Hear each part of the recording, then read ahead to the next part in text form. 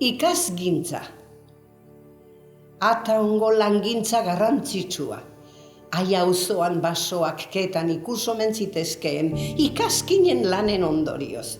Atera kontuak zenbat izango ziren. 1688 urtean, Marumenditik 8.000 ikatzkarga atera ziren, 560.000 kilo. Eta Arizkunetan beste 4.000 ikatzkarga ekoitzi zituzten, 280.000 kilo.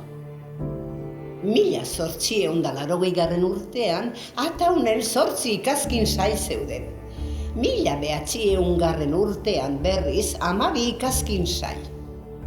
1880 urtean 200 pertsona aritu ziren inguruetako basoetan lanean.